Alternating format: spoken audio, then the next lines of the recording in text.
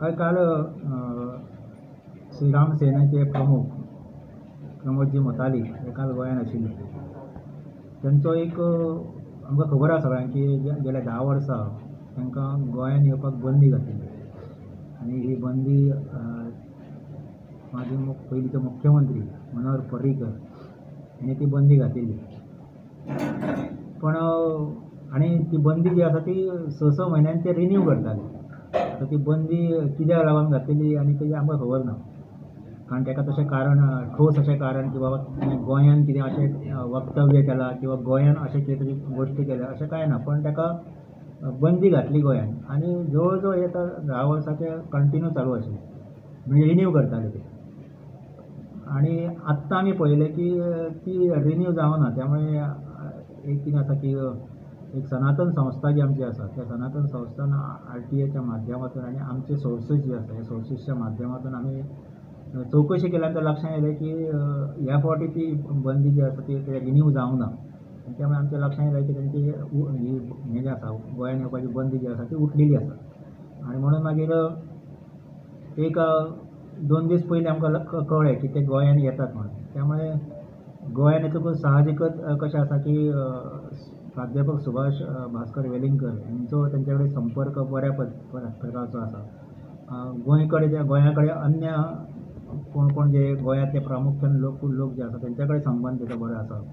आनी त्यामुळे ते गोंयांत काल आयल्या नंतर पयलें एक काम तेंच्यांनी केलें तें म्हणजे हांगासरले आराध्य देवता जी आसा गोंयची जाका आमी मंगेशी म्हणटा त्या मंगेशी देवस्थानान वचून तेंच्यांनी अभिशेक वगैरे केलो आनी मागीर ते सांजचे प्राध्यापक सुभाष भास्कर वेलिंगकरच्या घरा कडेन तेंची सदिच्छा भेट घेवपाक ते आयले.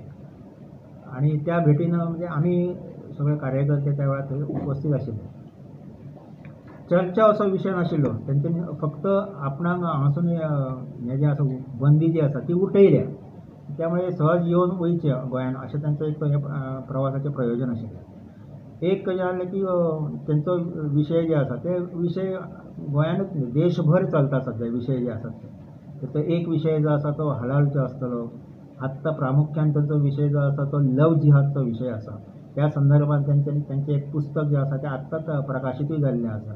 आनी त्यामुळे अशा हिंदूंचेर आक्रमण जाणाऱ्या अशा अनेक जे विशय आसा ते सगळे विशय घेवन ते आपल्या स्थानाचेर ते उबे आसात.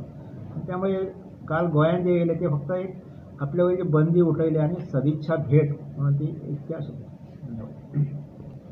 तेच म्हटलें हांवें सुरवातेकूच म्हटलें न्ही तें खंयचें कारण आसा ज्याच्यामुळे तांचेर बंदी घातल्या ही अजून कोणाक खंयच्याच लोकांक गोंयांत खबर ना.